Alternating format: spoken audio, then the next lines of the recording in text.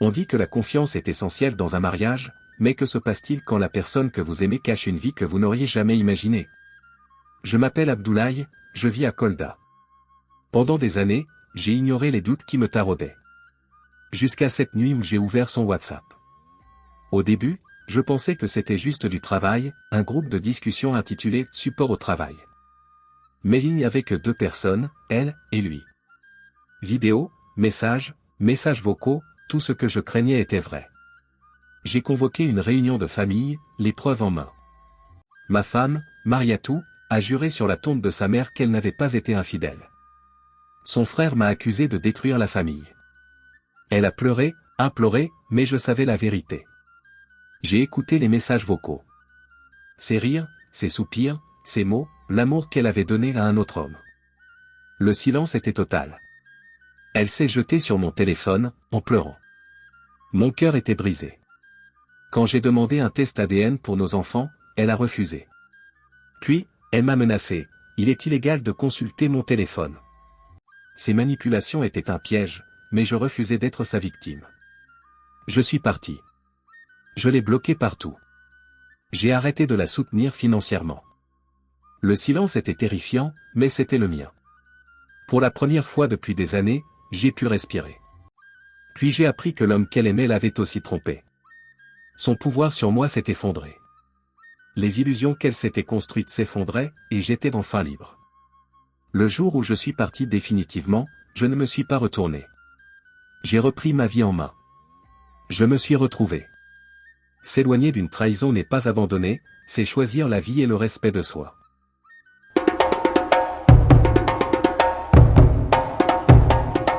Pendant un certain temps, je me suis persuadé que tout allait bien. Ma femme riait souvent au téléphone tard le soir, et quand je lui demandais pourquoi, elle disait que c'était son « groupe de travail ». Je voulais la croire, mais au fond de moi, une petite voix me disait le contraire, de plus en plus fort chaque jour. J'essayais de la faire taire avec des excuses, peut-être qu'elle était juste stressée, peut-être que je me faisais des idées. Après tout, c'était la mère de mes 3 enfants, comment pouvais-je imaginer qu'elle me trahisse? Mais le silence dans notre chambre devenait de plus en plus oppressant. Elle se retournait de l'autre côté la nuit, son corps tendu quand je tentais de la prendre dans mes bras. Elle riait moins de mes blagues, mais souriait constamment à son écran. Je priais. Je demandais à Dieu de me purifier de ses doutes. Je voulais être un bon mari, pas un mari jaloux et obsédé. Puis un soir, pendant qu'elle prenait sa douche, son téléphone vibra à nouveau. Mes mains tremblaient. Je me disais, ne regarde pas, fais-lui confiance. Mais cette petite voix ne cessait de me hanter. Le cœur battant, j'ai déverrouillé son WhatsApp. Au début, je n'ai vu rien de suspect, juste des conversations banales. Un soulagement m'a envahi. Peut-être que j'avais tort. Mais cette petite voix avait raison. Je n'avais pas tout vu. L'intuition est souvent un signal d'alarme de l'âme. Si vous l'ignorez, vous risquez de vous noyer dans les regrets. Quand le doute s'installe, le faites-vous taire ou l'explorez-vous? Pendant des jours, j'ai évité de regarder à nouveau, essayant de me convaincre que tout allait bien. Mais ce sentiment d'inquiétude ne me quittait pas. Une nuit, après que tout le monde ait dormi, je me suis assis seul avec son téléphone à la main. J'ai décidé d'ouvrir chaque conversation, une par une. C'est là que je l'ai trouvé, un groupe de discussion nommé « Soutien au travail ». Au début, j'ai presque souri. Alors, c'est bien du travail après tout, me suis-je dit. Mais la curiosité m'a poussé à continuer. J'ai cliqué sur le groupe, m'attendant à voir des collègues échanger des idées. Au lieu de cela, j'ai eu un frisson. Il n'y avait que 2 membres, ma femme et un homme. Mes mains tremblaient pendant que je scrollais. Ce que j'ai vu ensuite m'a brisé le cœur, des vidéos, des photos privées, des messages vocaux remplis de mots qui me transperçaient le cœur. Elle l'appelait l'amour de sa vie. Elle disait rêver de lui tout donner. Elle lui expliqua combien elle était malheureuse avec moi, combien je n'étais pas assez bon au lit, et qu'elle se sentait vivante uniquement en sa compagnie. Je laissai tomber le téléphone, haletant. Mon cœur se brisa, saignant silencieusement dans la pénombre. Parfois, la vérité se cache derrière des noms ordinaires.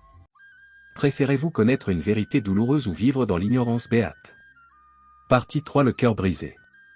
Je pouvais à peine respirer en lisant. Leurs mots étaient crus, sans pudeur, imprégnés de passion. Messages vocaux de soupirs, promesse d'un avenir ensemble, et comparaison cruelle qui me blessait profondément. Ma femme, celle en qui j'avais confiance, la mère de mes enfants, s'était livrée entièrement à un autre homme. Les larmes me brouillaient la vue. Je copiais tout, vidéos, photos, messages. Je ne savais pas pourquoi je les sauvegardais, peut-être avais-je besoin de preuves, peut-être voulais-je me convaincre que je n'étais pas fou.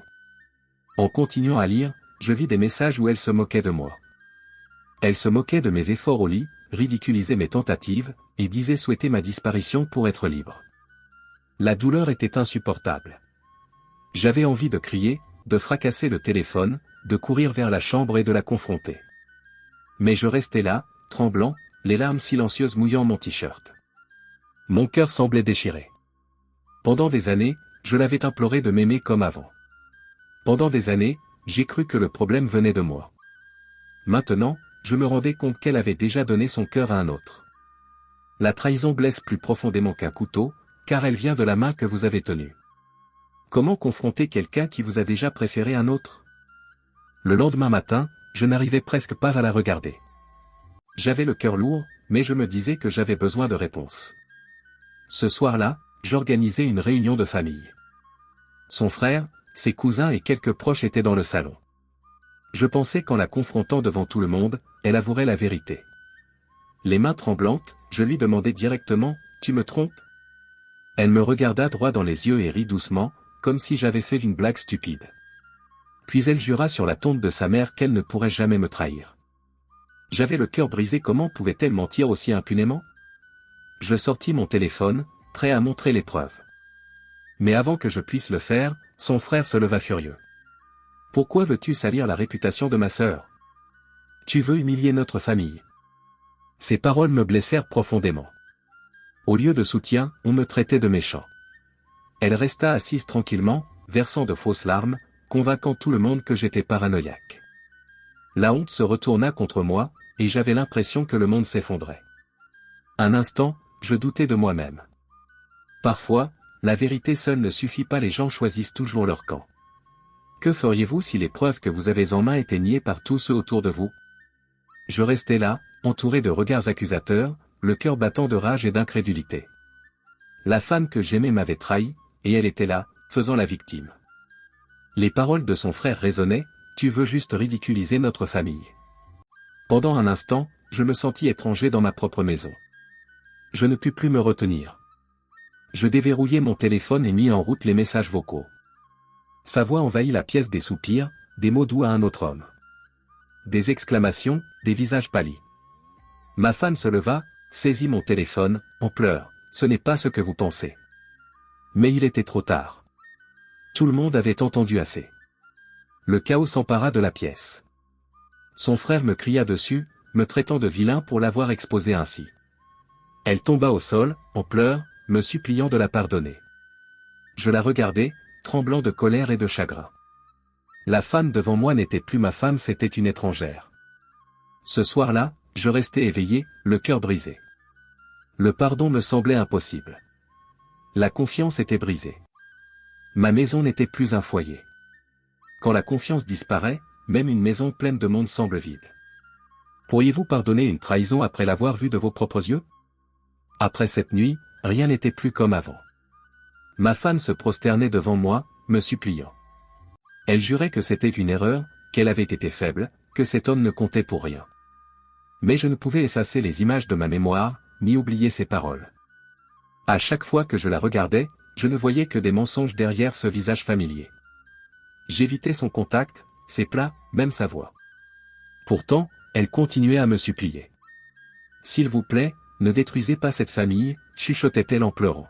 « Pensez aux enfants. » Mais comment pouvais-je penser aux enfants alors que le doute me rongeait le cœur? De qui étaient-ils vraiment les enfants? Cette question me hantait. Pendant des années, je croyais qu'ils étaient les miens, mais maintenant je doutais de tout. Je les observais, cherchant un reflet de moi-même dans leurs yeux, leurs rires, leurs gestes. Certains jours, je me reconnaissais en eux, d'autres, pas du tout. Pendant ce temps, les rumeurs circulaient dans le quartier. On me regardait avec pitié, voire avec mépris. Ma femme inversait les rôles, prétendant que j'étais violent, possessif et insécure. Elle se présentait comme la victime, tandis que la honte me consumait. la trahison ne se termine pas avec l'acte, elle engendre un doute qui détruit même l'innocence. Si l'identité de vos enfants devenait incertaine, oseriez-vous découvrir la vérité ou préféreriez-vous vivre dans le mensonge? Un soir, après une nouvelle vague de supplications et de larmes, je pris enfin la parole. Si tu veux vraiment un pardon, dis-je, la voix tremblante, prouve que les enfants sont les miens. Faisons un test ADN. Le silence tomba. Ses yeux s'écarquillèrent de surprise, puis de colère. Comment osez-vous, cria-t-elle, la voix tremblante. Après tout ce que j'ai fait pour cette famille, vous doutez de mes enfants? Elle sortit en furie, claquant la porte. Mais son refus confirma mes craintes. Si elle n'avait rien à cacher, pourquoi résister? Les jours suivants furent un champ de bataille. Elle m'accusa de vouloir détruire le bonheur des enfants. Son frère revint, furieux. Vous avez trop osé. Ces enfants sont les vôtres, tout le monde le sait. Arrêtez de nous humilier. Pourtant, en moi, le doute grandissait, et si ce n'étaient pas mes enfants? J'essayais de rester calme, mais chaque tentative finissait en dispute. Elle s'accrochait aux enfants, les utilisant comme bouclier, tandis que je m'éloignais. Le soir, je restais seul, le regard rivé au plafond, me demandant si la vie que j'avais construite n'était qu'un mensonge. La vérité n'a pas peur des tests, le mensonge fuit toujours la preuve. Si l'amour exige une preuve, est-ce encore de l'amour, ou juste de la survie? Les jours se transformèrent en semaines, et ses supplications en menaces. Un matin, elle se tint devant moi, les yeux gonflés de pleurs, mais le ton glacial. C'est illégal de consulter mon téléphone sans mon autorisation. Je peux porter plainte. Ces paroles me blessèrent profondément. Je la regardais, incrédule, la femme qui m'avait promis son soutien me menaçait maintenant d'un procès. Je compris alors que je n'étais plus son mari, mais son ennemi. Ce soir-là, je pris ma décision. Je fis mes bagages en silence, je partis et louai un petit appartement. Le silence était douloureux, mais au moins, il était honnête. Pour la première fois depuis des années, je pouvais respirer librement. Je bloquai mes cartes bancaires et interrompis tout soutien financier. Qu'il la nourrisse maintenant, ce homme qu'elle aime tant, me dis-je. Ce n'était pas de la vengeance, mais de la survie. S'éloigner de la toxicité n'est pas un signe de faiblesse, mais le début de la guérison. Quand l'amour se transforme en guerre, choisiriez-vous de lutter pour rester ou de partir pour survivre? Au début, vivre seul était étrange. Le silence me pesait, me rappelant tout ce que j'avais perdu. Mais petit à petit, j'ai commencé à ressentir une nouvelle sensation, la liberté. Plus de mensonges, plus de faux semblants, plus de sourires forcés. Enfin, je pouvais respirer librement. Pourtant, cette liberté s'accompagnait de peur. Les nuits étaient les plus difficiles. Je restais éveillé, me demandant ce que les enfants pensaient de moi, s'ils me haïssaient pour mon départ. Je regrettais leur rire, leur pas, leur « papa ». Mais à chaque fois que je repensais à son refus de prouver la filiation, mon cœur se durcissait. Mon téléphone vibrait sans cesse, rempli de ses messages, menaces et supplications. Un instant, elle me suppliait de revenir, l'instant suivant, elle m'accusait d'abandonner ma famille. Mais au fond de moi, je savais la vérité, elle avait détruit tout d'abord. Je me trouvais à un carrefour, lutter pour des enfants qui pourraient ne pas être les miens, ou embrasser pleinement une nouvelle vie. Mon cœur était déchiré. Parfois, la liberté s'accompagne de solitude, mais elle vaut toujours mieux que les chaînes. Êtes-vous prêt à risquer de tout perdre pour préserver votre paix, ou à sacrifier votre paix pour tout garder? Un après-midi, alors que j'étais assis dans mon petit appartement, un message est arrivé d'un numéro inconnu. Incertain, je l'ai ouvert. Il provenait d'une collègue de ma femme, une femme qui avait remarqué des comportements étranges et qui était inquiète. Elle m'a dit qu'elle voulait m'aider, qu'elle avait vu ma femme se rencontrer clandestinement avec cet homme et qu'elle connaissait la vérité. Mon cœur battait à toute allure. Après des semaines de trahison et de mensonges, quelqu'un confirmait enfin ce que je savais déjà. Nous nous sommes rencontrés discrètement. Elle m'a montré des photos, des messages et des indices laissés par ma femme concernant leur rencontre. Plus je voyais de preuves, plus les événements des dernières semaines prenaient sens, les rires qui n'étaient pas les miens, les sorties soudaines, les excuses. Ce soir-là, je me suis écrasé la tête entre les mains. Colère, tristesse et soulagement s'entremêlaient. Parfois, la vérité trouve son messager au moment où l'on se sent le plus perdu. Accepteriez-vous de l'aide pour découvrir des vérités douloureuses ou préféreriez-vous continuer à souffrir en silence? Avec l'aide de cette nouvelle alliée, j'ai découvert encore plus que je ne l'avais imaginé. Messages cachés, appels secrets, petits paiements à cet homme, j'ai tout vu. À chaque fois que je voyais ces mensonges dévoilés, mon estomac se retournait, mais une partie de moi se sentait soulagée. Enfin, j'avais des preuves irréfutables. J'ai commencé à tout organiser, capture d'écran, vidéos et messages vocaux. Je n'avais pas l'intention de les utiliser n'importe comment, mais j'en avais besoin pour moi-même pour me sentir mieux. Le poids du doute, les nuits sans sommeil et la peur constante de me faire manipuler m'avaient épuisé. Pendant ce temps, elle continuait à envoyer des messages désespérés, suppliants, menaçants et mentant à la fois. Ces mots ne me touchaient plus. J'étais sorti de la tempête et je la regardais de loin. La vérité est un pouvoir, mais seulement lorsqu'elle est associée à une détermination calme. Laveriez-vous votre colère prendre le contrôle de vous, ou utiliseriez-vous la clarté pour reprendre votre vie en main? Même avec des preuves en main, la guerre n'était pas terminée. Les menaces de ma femme se sont intensifiées. Elle m'a envoyé des messages affirmant qu'elle me ruinerait, me traînerait en justice et porterait atteinte à ma réputation auprès des voisins. Son frère s'est joint à elle, exigeant que je rentre à la maison ou que je me prépare à affronter les conséquences. J'ai ressenti la peur familière, mais j'ai refusé de céder. J'ai commencé à documenter tout ce qu'elle envoyait, capture d'écran, enregistrement, même les horaires des appels. J'avais besoin d'une protection, et la loi ne me protégerait peut-être pas, mais les preuves, si. Un soir, elle est apparue devant la porte de mon appartement, en pleurs, me suppliant encore une fois. « Je ne peux pas vivre sans toi, dit-elle, la voix tremblante. Je voyais maintenant à travers ses mensonges. Ce n'était que des tactiques, pas des excuses. Ce soir-là, je restais silencieux, laissant la réalité me submerger. La femme que j'avais épousée n'existait plus, il ne restait plus qu'une personne capable de tromperie, de manipulation et de mensonge. Je devais faire un choix, continuer à me battre ou partir, ma dignité intacte. La manipulation perd son pouvoir quand on refuse de jouer le jeu. Face à des menaces incessantes, préféreriez-vous vous battre ou partir pour préserver votre paix d'esprit? À ce stade, j'avais appris une dure vérité, certaines personnes ne changent pas, quel que soit le nombre d'espoirs que l'on nourrit. Les mots de ma femme devenaient plus durs, ses mensonges plus cruels, mais je ne réagissais plus avec panique ni supplication. Je savais que je devais protéger ma vie, mon intégrité et mes enfants, même si cela signifiait une séparation définitive. Je l'ai bloqué sur toutes les plateformes. Plus d'appels, de messages, de notifications. J'ai changé mes habitudes, mes mots de passe, tout ce qu'elle pouvait utiliser pour envahir ma vie. Cette liberté était à la fois terrifiante et exaltante. Pour la première fois depuis des années, je pouvais penser clairement, sans la peur de sa manipulation. Le visage de mes enfants me hantait. Je les avais terriblement manqués, mais je me rappelais que je ne pouvais pas laisser ce manque la contrôler. J'avais fait mon devoir, j'avais aimé, j'avais assuré le foyer et j'avais essayé de sauver le mariage. Maintenant, c'était à elle de faire face aux conséquences de ses actes. Parfois, partir n'est pas abandonner, c'est se retrouver. Pouvez-vous vous détacher de ce qui vous blesse le plus pour préserver votre âme? Des semaines passèrent, et le silence apporta la clarté. Un après-midi, j'ai reçu un appel d'une amie commune, qui avait observé tout cela en silence. Elle m'a dit que l'homme avec qui ma femme était en couple l'avait aussi trompée. L'amour qu'elle croyait avoir était un mensonge. Mon cœur se serra étrangement. Une partie de moi se sentait soulagée, sa trahison était réciproque, et le pouvoir qu'elle exerçait sur moi commençait à s'effondrer. Mais une autre partie de moi était triste pour la vie que j'avais imaginée.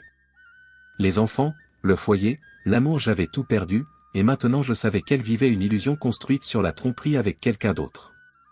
J'ai réalisé que cette trahison dépassait mon cas personnel. C'était une série de mensonges qui avait pris un tour incontrôlable. J'ai ressenti un calme étrange, sachant que les illusions qu'elle s'était construites commençaient à s'effondrer. La trahison revient souvent à son origine, ceux qui trompent peuvent être trompés à leur tour. Si la personne qui vous a blessé subit les conséquences de ses actes, cela apporte-t-il la réconciliation ou de la souffrance? Le chaos s'était apaisé, mais les souvenirs persistaient comme des ombres. Je me promenais dans mon appartement vide, ressentant le poids de ce qui s'était passé. La trahison, les mensonges, les menaces, elles ne me tenaient plus en otage. Je me suis rendu compte que le véritable combat n'était plus contre elle, mais contre la peur, le doute et l'espoir qu'elle puisse changer. J'ai commencé à me reconstruire. Petit à petit, de longues promenades, la lecture, des moments de réflexion. Chaque jour, je me sentais un peu plus forte, un peu plus libre.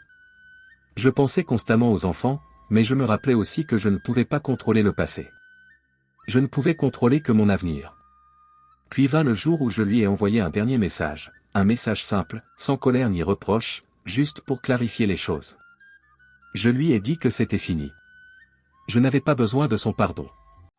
Je n'avais pas besoin de sa présence. Je voulais la paix. La véritable réconciliation ne vient pas de la punition, mais du détachement et du respect de soi. Peut-on trouver la paix sans réconciliation? Même si je m'étais éloigné physiquement, mon esprit revivait sans cesse cette confrontation. Les mensonges, la trahison, les menaces, elles me hantaient. Mais cette fois, je ne leur ai pas laissé le contrôle. Je m'imaginais forte, sans peur, libre des chaînes de la manipulation. Je repensais au moment où j'avais vu les messages pour la première fois, au choc qui m'avait presque brisé. Mais je me souvenais aussi du moment où je l'avais enfin bloqué, où j'étais enfin parti, où j'avais enfin choisi mon propre bien-être. Cet acte, aussi simple qu'il paraisse, était une déclaration. Je n'étais plus sa prisonnière. Je n'avais plus besoin de la validation de quelqu'un qui avait trahi la confiance. Parfois, je m'imaginais qu'elle m'appelait, me suppliait ou me menaçait une dernière fois. Mais je ne répondais pas. Je ne réagissais pas. Le pouvoir qu'elle avait autrefois sur moi avait disparu. Chaque souvenir de souffrance devenait une leçon. Chaque nuit sans sommeil était la preuve de ma résilience. La plus grande victoire vient du respect de soi, et non de la vengeance. Quand la trahison met votre âme à l'épreuve, choisirez-vous la vengeance ou votre propre bien-être?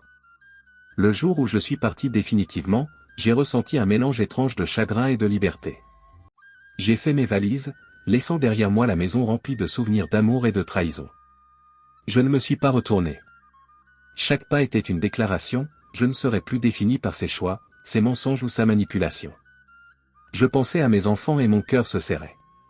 Mais je savais aussi que la paix était impossible sous le même toit avec quelqu'un qui avait si profondément brisé la confiance. Mon amour avait ses limites, et je les avais atteintes. À l'extérieur, l'air semblait plus léger, presque sacré.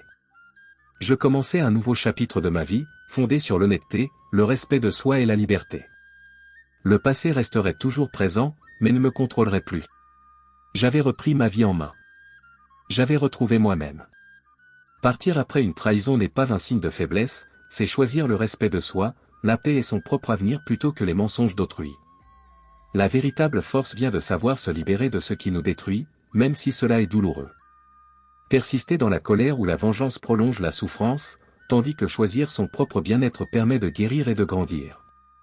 La vie mettra vos limites à l'épreuve, mais le courage, c'est savoir abandonner ce qui ne nous sert plus.